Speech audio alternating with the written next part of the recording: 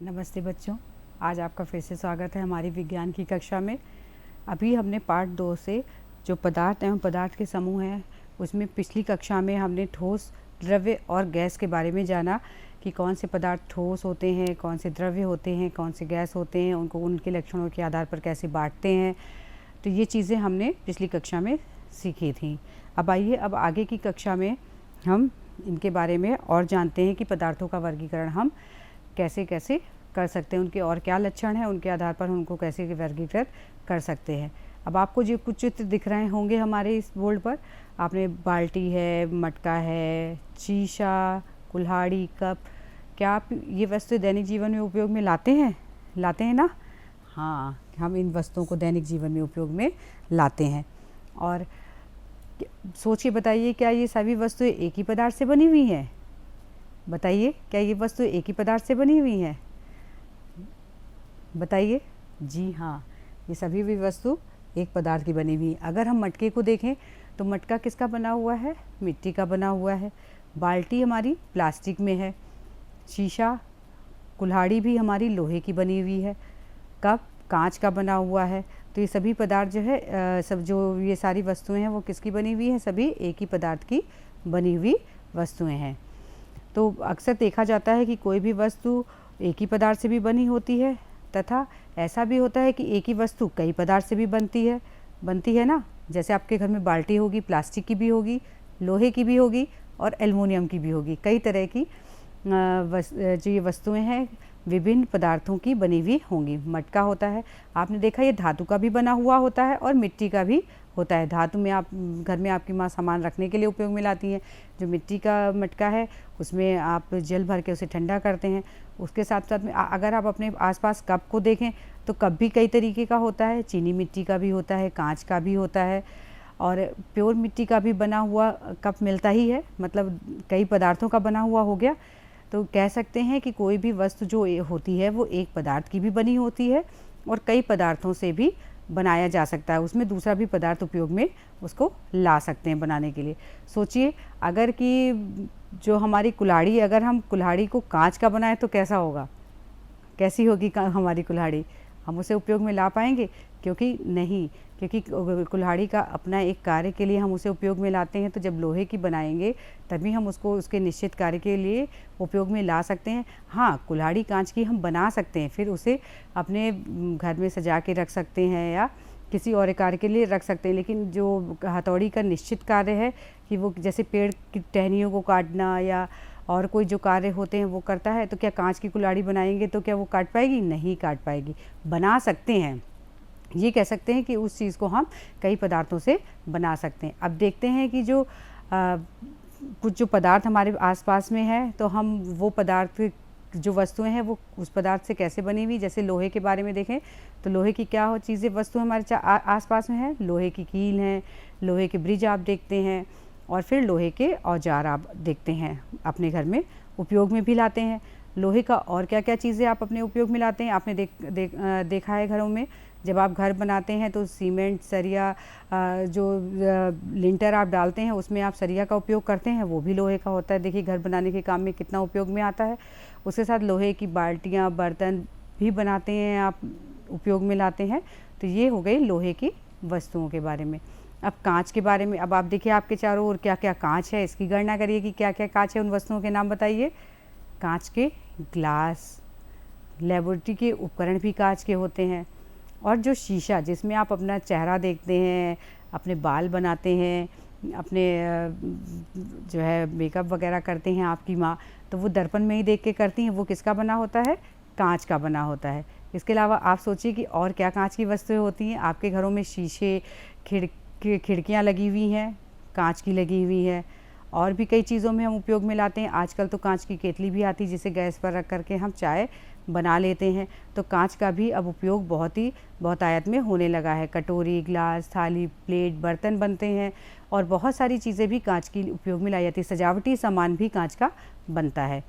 अब अगर लकड़ी के बारे में देखें तो लकड़ी की भी बहुत सारी वस्तुएं हैं जो हमारे वातावरण में मिलती हैं। वो लकड़ी की वस्तुएं क्या क्या हैं? मेज़, लकड़ी की मेज़ आपने देखी होगी। लकड़ी की बैलगाड़ी गांव में उपयोग में आती है ना, और लकड़ी का दरवाज़ा। तो लकड़ी की बहुतायत चीज़ें आपने देखी है बनती हुई, लकड़ी के बर्तन भी बनते हैं आजकल, जो है नॉन स्टिक के साथ में कलछल आती है लकड़ी की चलती हुई, तो ये भी लकड़ी की ही बनी हुई है। उसके अलावा लकड़ी के मेज़, दरवाजे, अब और बहुत सारे जगह में जहाँ पर घर भी कुछ लकड़ियों के ही बनाए जाते हैं, पूरे घर का ही रूप लकड़ी के रूप में ही दिया जाता है। और हमारे घरों में क्या क्या है लकड़ियों का, अलमारी बनाते हैं, मेज़ है, कुर्सी है, बेड में भी लकड़ी का उपयोग हुआ है, और जहाँ किताबें रखते हैं उस अलमारी में भी हमने लकड़ी का उपयोग किया हुआ है।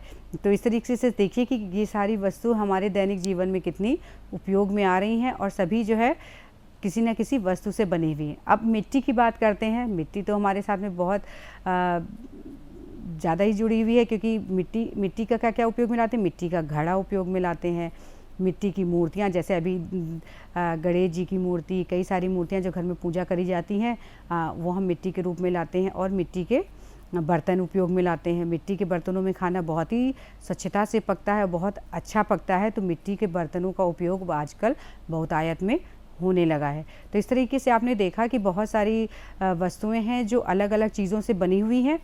तो हम कह सकते हैं कि जो ये वस्तुएं हैं उनमें एक विशेष गुण और उपयोग आदि के आधार पर हम इनको एक निश्चित समूह में रखते हैं, और निश्चित समूह में रख करके हम उन्हें आसानी से पहचान सकते हैं, और उनमें जो लक्षण हैं और उसी के आधार पर उनको रखते हैं और उन्हें व्यवस्थित कर लेते हैं।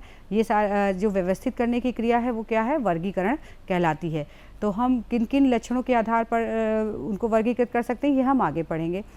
आपने देखा होगा कि इसी तरीके से कि कुछ वस्तुएं एक ही पदार्थ की बनी होती हैं, और कुछ वस्तुएं विभिन्न पदार्थ से भी बनी हुई होती है। जैसे कुल्हाड़ी है, कुल्हाड़ी में लोहे का भी उपयोग होता है, और उसका हत्था कैसा होता है, लकड़ी का बना हुआ होता है।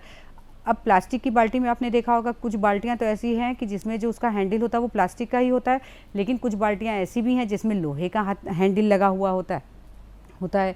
तो आपने देखा ना कि बहुत सारी चीज़ें जो हैं जिसमें, जैसे अब चम्मच देखिए, मैं आपको चम्मच दिखा रही हूँ, तो ये स्टील की चम्मच है, और ये देखिए ये प्लास्टिक की चम्मच है। तो विभिन्न तरह की वस्तुएं हो गई। एक वस्तु विभिन्न धातुओं से भी बनाई जा सकती हैं, और एक चम्मच, जैसे स्टील की चम्मच है, देखिए एक ही वस्तु में कई धातुएं भी इस्तेमाल हो सकती हैं। स्टील है और ये पीछे इसमें प्लास्टिक लगा हुआ है। तो इस तरीके से हम कह सकते हैं कि जो वस्तुएं हैं वो या तो एक पदार्थ की बनी होती है, या तो एक से अधिक पदार्थों की से भी मिला करके बनाई जा सकती हैं। अब हम देखते हैं कि पदार्थों का जो वर्गीकरण है, तो वो हम पदार्थों के किस गुण से उनका वर्गीकरण करते हैं। जो पदार्थों में कुछ सामान्य गुण पाए जाते हैं जिसके आधार पर हम इनमें कुछ विशेष गुण होते हैं जिसके आधार पर हम पदार्थों को वर्गीकृत कर सकते हैं। क्या हो सकते हैं, या तो पदार्थों में कुछ उनकी चमक होगी, कुछ पदार्थों में कठोरता होगी। जैसे कि आपने ऊन देखी है, ऊन कैसी होती है, बहुत सॉफ्ट, देखिए ना पदार्थों का गुण। अब ये ले लीजिए, देखिए कितना कठोर है। तो कुछ चीज़ें सॉलिड हैं, कुछ चीज़ें सॉफ्ट हैं वातावरण में। इसी तरीके से बहुत सारी चीज़ें पाई जाती, जैसे भी हमने अवस्थाओं के आधार पे वर्गीकरण पढ़ा था। एक वर्गीकरण तो हमारा ठोस, द्रव्य, गैस, वो अवस्था के आधार पर था। इसी तरीके से इनके गुणों के आधार पर भी हम वर्गीकरण कर सकते हैं। जैसे वस्तुओं के डूबने के भी आधार पर, अगर हम किसी वस्तु को जल में डालेंगे तो कुछ वस्तुएं जल में डूब जाती हैं और कुछ वस्तुएं जल में तैरती रहती हैं। इनके आधार पर भी हम वर्गीकरण कर सकते हैं। और पारदर्शिता के आधार पर, देखिए ये ग्लास है, हम इसके आर पार देख सकते हैं। तो पारदर्शिता के आधार पर भी हम वर्गीकरण कर सकते हैं। तो कह सकते हैं कि पदार्थों का ये जो गुण है, एक गुण और आता है विलय और अविलय। विलय मीन्स कोई भी चीज़ें किसी भी जल में डाली जाएं, अगर जल में डाल करके कुछ चीज़ें ऐसी होंगी वो तो घुल जाएंगी, जैसे अगर आप चीनी या नमक मिलाते हैं तो घुल जाती है। और कुछ और बहुत सारे पदार्थ, चीनी नमक नहीं, उसके साथ बहुत सारे पदार्थ हैं, अगर उन्हें हम जल में घोल के देखेंगे कौन से पदार्थ मिलते हैं, घुलते हैं जल में, और कौन से पदार्थ नहीं घुलते हैं। तो पदार्थ के इन्हीं गुण के आधार पर हम उनका वर्गीकरण कर सकते हैं। चलिए आइए इन्हीं के बारे में ही हम जानते हैं कि ये जो गुण हैं उनके आधार पर जो है हमने वर्गीकरण कितने प्रकार से किया है। 5 प्रकार से वर्गीकरण इनका किया है। जल में घुलनशीलता के आधार पर वर्गीकरण, कठोरता के आधार पर वर्गीकरण, पारदर्शिता के आधार पर वर्गीकरण, चुंबक के सापेक्ष व्यवहार के आधार पर वर्गीकरण, जल के सापेक्ष व्यवहार के आधार पर वर्गीकरण। तो इन 5 आधार पर हम इनका वर्गीकरण कर सकते हैं। अब धीरे आइए एक एक के बारे में हम जानेंगे कि इनका वर्गीकरण करके, और इनके उदाहरणों के रूप में भी हम जानेंगे। कठोरता के आधार पर कैसे कर सकते हैं, जो पदार्थ दबाने पर मुलायम हो जाएं उन्हें क्या कहते हैं, मुलायम पदार्थ करते हैं। जो आसानी से दब जाएं, जैसे ये गेंद। और जो पदार्थ आसानी से नहीं दबते हैं उन्हें क्या कहते हैं, ठोस पदार्थ कहते हैं। तो हम पदार्थों की कठोरता के आधार पर दो भागों में बांटते हैं, मुलायम पदार्थ और कठोर पदार्थ। मुलायम पदार्थ में कौन कौन से उदाहरण आते हैं? रुई, रबड़ की गेंद, स्पंज, ऊन के बॉल। कठोर पदार्थों में लोहा, लकड़ी, कांच के टुकड़े। अब ये देखिए मेरे पास कुछ कंचे हैं ना, देखिए ये भी बिल्कुल ठोस हैं, ये देखिए एकदम ठोस। तो इस कह सकते हैं कि ये कठोर पदार्थ हैं जो दबते नहीं हैं। अब आते हैं पारदर्शिता के आधार पर वर्गीकरण। पारदर्शिता के आधार पर हम पदार्थों का वर्गीकरण 3 भागों में उन्हें बांटते हैं। पहला है पारदर्शी पदार्थ, दूसरे अपारदर्शी पदार्थ, तीसरे पारभासी पदार्थ। एक एक के बारे में जान लेते हैं। पारदर्शी पदार्थ क्या होते हैं? जिनके आर पार आसानी से देखा जा सके। जैसे कि इस गिलास के आर पार आप मुझे देख सकते हैं ना, तो वे चीज़ें जिनके आर पार देखा जा सके उन्हें पारदर्शी पदार्थ कहते हैं। और जिनके आर पार नहीं देखा जा सके, जैसे कि ये पूरा प्योर कागज़, क्या इसके आर पार आप मुझे देख सकते हैं? नहीं। तो जिसके आर पार देखा ना जा सके वो अपारदर्शी पदार्थ कहलाते हैं। और पारभासी वे जिनमें हम पूरी तरीके से आर पार नहीं देख सकते हैं, कुछ मात्रा में देख सकते हैं, वे पारभासी पदार्थ कहलाते हैं। तो हम तीनों के उदाहरण जान लेते हैं। जो पारदर्शी पदार्थ होते हैं, जो कांच के बने हुए उपकरण होते हैं, जैसे कांच के गिलास, कटोरी, लेबोरेटरी के उपकरण भी होते हैं जिसमें हम जिसमें आर पार देखा जा सकता है, वो भी कांच कैसे होते हैं? पारदर्शी होते हैं। और अपारदर्शी कौन से होते हैं? जिनके चारों आर पार नहीं देखा जा सकता है। क्या जो लकड़ी की, जैसे कांच की मेज़ है उसमें तो आप आर पार देख सकते हैं। जो लकड़ी की मेज़ है उसमें क्या आप देख सकते हैं कि नीचे कोई वस्तु रखी हुई है? या जैसे बेड आपका लकड़ी का बना हुआ है तो आप देख सकते हैं कि उसमें नीचे कुछ रखा हुआ है? नहीं, क्योंकि वो अपारदर्शी है। तो लकड़ी की मेज़ जिसके आर पार देखा जा ना सके वो अपारदर्शी पदार्थ कहलाते हैं। और पारभासी पदार्थ जिनके आर पार देखा जा सके, जैसे कि जो बटर पेपर होता है आपने देखा है ना, उसमें हल्का हल्का आगे आर पार दिखता है, तो वो बटर पेपर क्या होता है? पारभासी पदार्थ होता है। या जैसे जो कांच लगा, पीछे कांच होता है, कांच के पीछे एक लेयरिंग कर दी जाती है, वो भी पारभासी पदार्थों में आता है। तो इस तरीके से हमने देखा कि पारभासी के आधार पर भी पदार्थ 3 प्रकार के होते हैं। अब जल में घुलनशीलता के आधार पर, किसी जल में घुलनशीलता के आधार पर कैसे देखेंगे आप? आपने घर में शरबत पीते हैं, चीनी घोल के मिला करके पीते हैं, चीनी घुल जाती है। तो चीनी जो है क्या है? जल में घुलनशील है। तो जिसमें घुलनशील है तो ये क्या कहलाते हैं? विलेय पदार्थ कहलाते हैं। जो चीज़ें चीनी में या पानी में घुल जाएं वो क्या कहलाते हैं? विलेय पदार्थ कहलाते हैं। और जो चीज़ें पानी में नहीं घुलती हैं उन्हें क्या बोलते हैं? अविलेय पदार्थ कहते हैं। तो एक विलयन बन जाता है। अगर जो चीज़ें घुल जाती हैं तो एक विलयन बन जाता है जिसमें दूसरे कण दिखाई नहीं पड़े, तो वे घुलनशील पदार्थ होते हैं। जैसे नमक घोलिए आप पानी में तो वो नमक भी मिल जाएगा। इसी तरीके से आपने जो मछलियाँ पानी में रहती हैं वो कैसे जीवित रह लेती हैं? क्योंकि वो पानी में उपस्थित ऑक्सीजन को गैस के रूप में लेती हैं। तो ऑक्सीजन क्या है? जल में मिल गया ना, ऑक्सीजन एक गैस है और वो जल में मिल जाती हैं, तो ये भी विलेय पदार्थ कहलाया। तो इस कह सकते हैं कि जल की घुलनशीलता के आधार पर जो पदार्थ हैं वो घुलनशील और अघुलनशील पदार्थों में बटे हुए होते हैं। तो अब उनके उदाहरण देख लेते हैं। क्या क्या जल में घुल जाता है? चीनी, नमक, नींबू का रस, सिरका, ऑक्सीजन, सभी क्या है? घुलनशील पदार्थ होते हैं। अघुलनशील पदार्थ, बालू, मिट्टी को आप अगर पानी में घोलें क्या ये घुल जाते हैं? नहीं। चाक पाउडर अगर आप उसको इसमें डालें, चाक पाउडर को पानी में डालें तो क्या चाक पाउडर घुलता है? नहीं घुलता। तो ये अविलेय पदार्थों में आते हैं। लकड़ी का बुरादा भी अगर आप जल में घोलेंगे तो नहीं घुलेगा। क्या तेल जल में मिल जाता है? आप उसको घोल के देखिए, घर में तेल तो सबके होगा, पानी में मिक्स करके देखिए क्या वो मिल जाता है? नहीं मिलता है। इस तरीके से आप घर में और बहुत सारे प्रयोग कर सकते हैं, देख सकते हैं कि क्या चीज़ें विलेय हैं और क्या नहीं घुलती हैं, तो क्या अविलेय हैं, ये देख सकते हैं आप। अब जल के सापेक्ष भार के आधार पर, बहुत सारी वस्तुएं ऐसी होती हैं पानी में अगर हम डालते हैं तो क्या होता है? वो डूब जाती हैं। कुछ वस्तुएं ऊपर पानी के ऊपर तैरती रहती हैं। तो जो जल में डूब जाती वस्तुएं वो क्या कहते हैं?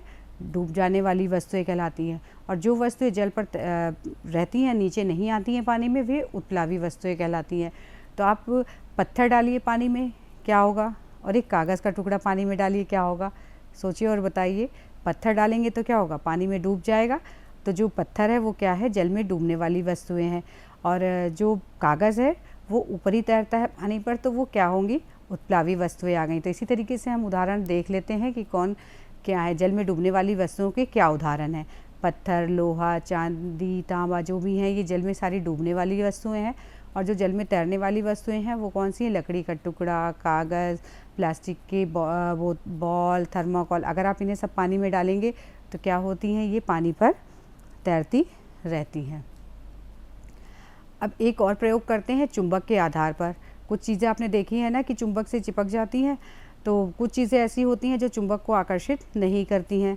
तो जो चुंबक को आकर्षित करती हैं वे चुंबकीय पदार्थ कहलाते हैं, और जो चुंबक को आकर्षित नहीं करते हैं वे अचुंबकीय पदार्थ कहलाते हैं। तो चुंबकीय पदार्थ के उदाहरण हैं चुंबक, निकेल, कोबाल्ट, लोहे की कील।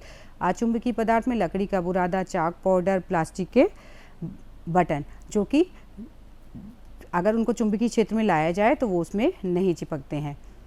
बच्चों, अभी आपने भौतिक के आधार पर पदार्थों का वर्गीकरण किया, अब उनकी रासायनिक संरचना के आधार पर उनका वर्गीकरण करेंगे, क्योंकि पदार्थों की एक निर्माण की इकाई है जिसके आधार पर परमाणु का निर्माण हुआ है।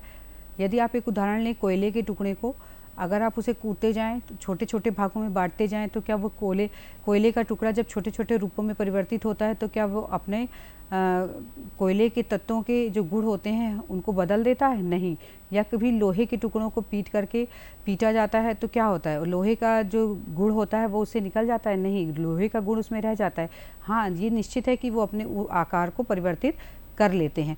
उसी तरीके से अगर हम एक चौक का उदाहरण लेते हैं, जैसे हम चौक के छोटे छोटे टुकड़े करते जाएं, चौक भी हमारा एक पदार्थ है, तो अगर हम इसके निर्माण की इकाई देखें तो इसको छोटे छोटे तोड़ते जाएं तो ये बहुत छोटे छोटे टुकड़ों में टूट जाता है। तो जितना अगर हम इसको छन्नी से छान लें या कुछ भी कर लें, इसका सबसे छोटा कण ले लें और उसका आकार देखें तो कह सकते हैं कि ये इतने छोटे छोटे कणों के आकार से बना हुआ है, और इनको छानने पर भी इनके छोटे कण हम नहीं प्राप्त कर सकते हैं, और कहते हैं कि इनको नग्न आँखों से भी हम नहीं देख सकते।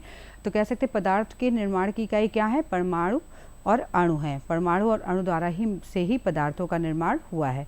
अब परमाणु के बारे में जान लेते हैं। परमाणु क्या है? परमाणु किसी पदार्थ का बहुत सूक्ष्म कण है जो स्वतंत्र अवस्था में नहीं रह सकता, परंतु रासायनिक अभिक्रिया में ये भाग ले सकते हैं। ये परमाणु कहलाते हैं। अब देखते हैं कि परमाणु किनसे मिलकर के बने हैं या उनके अवयविक गुण कौन कौन से हैं।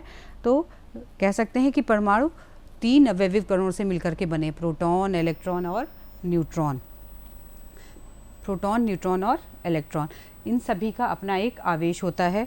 प्रोटॉन पर धनावेश होता है, इलेक्ट्रॉन पर ऋण आवेश होता है, न्यूट्रॉन उदासीन होते हैं।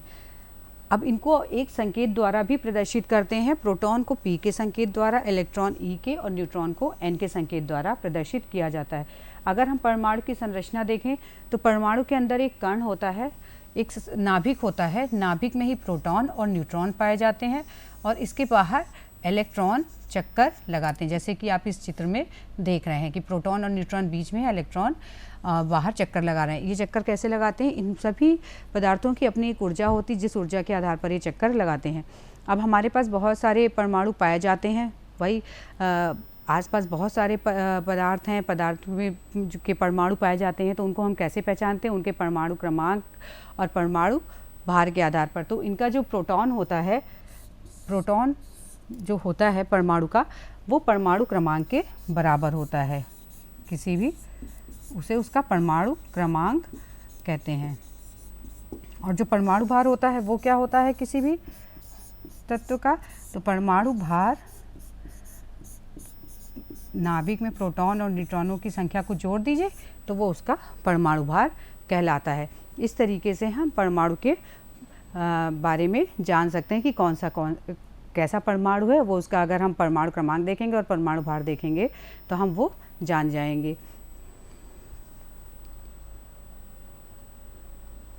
अब आते हैं अणु पर। परमाणु के बारे में हमने जान लिया कि सूक्ष्मतम कण है जो रासायनिक अभिक्रिया में भाग ले सकता है। लेकिन अणु क्या है? अणु 2 या 2 से अधिक परमाणुओं से मिलकर के बनता है और रासायनिक अभिक्रिया में भाग नहीं ले सकता है। तो अब जैसे H2O हमने देखा, H2O है, जल है। H2O क्या है? 2 हाइड्रोजन और 1 ऑक्सीजन से मिलकर के बना हुआ है। तो क्या जल में अगर हम कोई भी बाल्टी से जल निकालेंगे तो क्या H2O के कण चेंज हो जाएंगे? उसमें 2 हाइड्रोजन और 1 ऑक्सीजन नहीं होंगे, क्योंकि अणुओं का तो रचना समान ही होगी। इसी तरीके से हम ऑक्सीजन में ले लें। ऑक्सीजन में क्या होता है? 2 ऑक्सीजन के परमाणु मिलकर के अणु का निर्माण करते हैं। इसी तरीके से कार्बन डाइऑक्साइड में हम देख लें। कार्बन डाइऑक्साइड में क्या होता है? 1 कार्बन और 2 ऑक्सीजन मिलकर के कार्बन डाइऑक्साइड का निर्माण करते हैं। इस प्रकार से बहुत सारे अणु हैं जो हमारे आसपास पाए जाते हैं।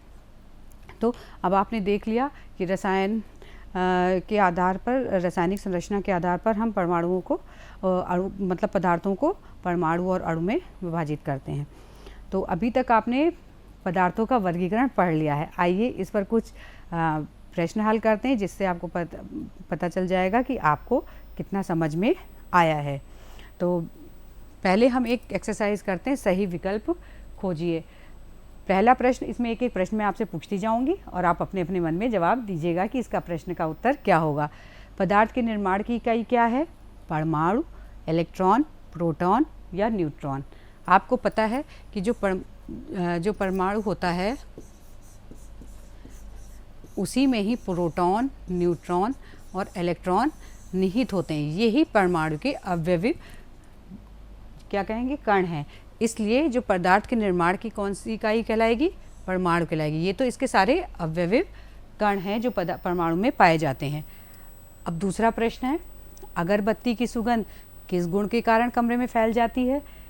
हमने आपको पिछली कक्षा में पढ़ाया था ना, ठोस, द्रव्य और गैस के बारे में। ठोस और द्रव्य गैस में क्या होता है कि विसरण को गुण पाया जाता है। किसमें सबसे अधिक पाया जाता है? जो ठोस होते हैं, क्या उनके कणों को दबाने पर वो विसरित होते हैं? नहीं। द्रव्य भी नहीं होते। गैसों में सबसे ज़्यादा विसरण की क्षमता पाई जाती है, क्योंकि कमरे में सुगंध एक कमरे के एक कोने से दूसरे कोने में कैसे बहुत तेज़ी से फैल जाती है? वो किस कारण होता है? विसरण के कारण। और ये सबसे अधिक किस में पाया जाता है? गैस में पाया जाता है। तो हम कह सकते हैं कि जो अगरबत्ती की सुगंध है किस गुण के कारण कमरे में फैल जाती है? क्योंकि उसमें गैस का गुण, और कौन सा गुण होता है? वो विसरण का गुण पाया जाता है। अब तीसरा प्रश्न है, पत्थर किस प्रकार की पारदर्शिता प्रदर्शित करता है? अब पारदर्शिता पदार्थ का वर्गीकरण हमने पढ़ा था, जिसमें हमने देखा था कि पारदर्शी पदार्थ कितने प्रकार, मतलब पारदर्शिता के आधार पर वर्गीकरण कितने प्रकार से होता है? 3 प्रकार से। अपारदर्शी पदार्थ, पारदर्शी पदार्थ और पारभासी पदार्थ। जिन पदार्थों के आर पार देखा जा सके उन्हें पारदर्शी पदार्थ कहते हैं। जिन पदार्थों के आर पार नहीं देख सकते उन्हें अपारदर्शी पदार्थ कहते हैं। और जिससे थोड़ा सा कम से धुंधलाहट से दिखाई पड़े एक पदार्थ में, तो उसे पारभासी पदार्थ कहते हैं। अब बताइए, क्या पत्थर के आर पार आप देख सकते हैं? नहीं दिखता है ना, तो पत्थर क्या होगा? अपारदर्शी पदार्थ में आएगा। तो अब आपने देखा कि कैसे समझ में आ गया, सही हल कर लिया ना आपने। आगे आते हैं और एक्सरसाइज हल करते हैं अपने ज्ञान को मजबूत करने के लिए। सही उत्तर चुनिए। अब इसमें हमें सही उत्तर चुनना है कि इसका सही उत्तर क्या होगा। पहला प्रश्न है, ठोस का आकार कैसा होता है? अब मैंने आपको बताया था कि ठोस का आकार कैसा होता है। क्या ठोस अपना आकार बदलता है? ये देखिए, क्या ये ठोस है, क्या इसने अपना आकार बदला? नहीं बदला ना। तो ठोस का आकार निश्चित होता है। किसका आकार? ठोस का आकार निश्चित होता है। और किसका आकार अनिश्चित होता है? गैसों का आकार अनिश्चित होता है। अब आते हैं दूसरे प्रश्न पर, प्रोटॉन पर किस तरीके का आवेश होता है? मैंने आपको बताया था कि परमाणु 3 अवयवी कणों से मिलकर के बना है, प्रोटॉन, न्यूट्रॉन और इलेक्ट्रॉन, जिसमें प्रोटॉन पर धन आवेश, इलेक्ट्रॉन पर ऋण आवेश और न्यूट्रॉन पर कोई भी आवेश नहीं होता है। तो प्रोटॉन पे किस प्रकार का आवेश होता है? धन आवेश होता है। प्रोटॉन पे किस तरीके का आवेश होता है? धन आवेश होता है। सही पहचाना आपने। अब तीसरा प्रश्न हल करते हैं। तो तीसरा प्रश्न क्या है? चुंबक के सापेक्ष व्यवहार के आधार पर लकड़ी का बुरादा किस प्रकार का पदार्थ है? अब इसमें विकल्प में दिया गया है चुंबकीय और अचुंबकीय। तो चुंबकीय और अचुंबकीय में क्या गुण पाए जाते हैं? चुंबक की तरफ जो पदार्थ आकर्षित हो जाए उन्हें चुंबकीय पदार्थ कहते हैं, और जो चुंबक की तरफ आकर्षित नहीं हो वे अचुंबकीय पदार्थ कहलाते हैं। तो इसमें हमने उदाहरण भी देखे थे कि लोहा, कोबाल्ट, निकिल क्या होता है? चुंबकीय पदार्थ कहलाते हैं।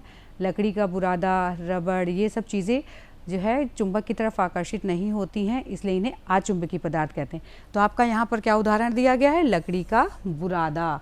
तो ये लकड़ी का बुरादा कि चुंबक के सापेक्ष कौन सा व्यवहार प्रदर्शित करता है? अचुंबकीय। कौन सा व्यवहार प्रदर्शित करता है? अचुंबकीय व्यवहार प्रदर्शित करता है। आइए अब तीसरी एक्सरसाइज करते हैं, जिससे कि हम पूरे पाठ को बहुत अच्छी तरीके से समझ जाएंगे। तो एक एक प्रश्न को हल करते आते हैं। ये हमारी कैसी एक्सरसाइज है? रिक्त स्थान की पूर्ति। इसमें भी 2 ऑप्शन दिए गए हैं और आप सही ऑप्शन दे करके मुझे बताइएगा कि इसका उत्तर क्या होगा। पहला है, लकड़ी डैश वस्तु है। ऑप्शन में दिया गया है पारदर्शी और अपारदर्शी। मैंने आपको बताया था कि पारदर्शी वस्तुएं कितने प्रकार की होती हैं? 3 प्रकार की होती हैं पारदर्शी में। तो अब क्या लकड़ी के दूसरी तरफ हम देख सकते हैं? नहीं देख सकते। तो लकड़ी किस तरीके का पदार्थ है? अपारदर्शी है। अब दूसरा आते हैं रबड़। रबड़ किस तरीके का पदार्थ है? चुंबकीय या अचुंबकीय देखना है तो चुंबकीय पदार्थ कैसे होते हैं? जो चुंबक की तरफ आकर्षित हों, और जो चुंबक की तरफ आकर्षित नहीं हो उन्हें अचुंबकीय पदार्थ कहते हैं। तो क्या रबड़ चुंबक की तरफ आकर्षित होता है? नहीं, रबड़ कैसा है? अचुंबकीय है। अब तीसरे में आते हैं रुई। रुई किस प्रकार का पदार्थ है? मुलायम या कठोर? रुई को छूने पर कैसा महसूस होता है? बहुत सॉफ्ट सी। तो रुई कैसी है? मुलायम पदार्थों में आती है। फोर्थ है मिट्टी का तेल। पदार्थ है, किस प्रकार का पदार्थ है? घुलनशील या अघुलनशील? मिट्टी के तेल को अगर जल में घोलते हैं तो क्या होता है? वो घुलता है? नहीं घुलता है। मिट्टी का तेल अघुलनशील पदार्थ है। अब हमने पूरे पाठ को, पदार्थ एवं पदार्थ के समूह को 2 भागों में पढ़ा है। अब इसको हम एक बार इसका सम्मिश्रित करके जान लेते हैं तो हमें पूरी तरीके से इसके बारे में ज्ञान हो जाएगा। तो पदार्थ को हमने भौतिक के आधार पर, उसकी अवस्थाओं के आधार पर, भौतिक संरचना के आधार पर उसे हमने पहले पदार्थ की अवस्था में भाग किया था, ठोस, द्रव्य और गैस में, जिसमें हमने उसके गुणों के बारे में पढ़ा। तो हम ठोस, द्रव्य और गैस में पदार्थों को अलग कर सकते हैं।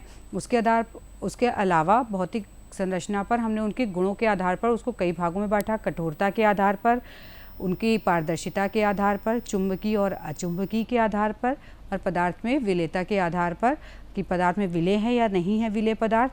तो हमने इस प्रकार उनका वर्गीकरण किया था। तो अब हमें समझ में आ गया होगा कि हम बाहर से देख करके कि पदार्थों का वर्गीकरण कैसे कर सकते हैं।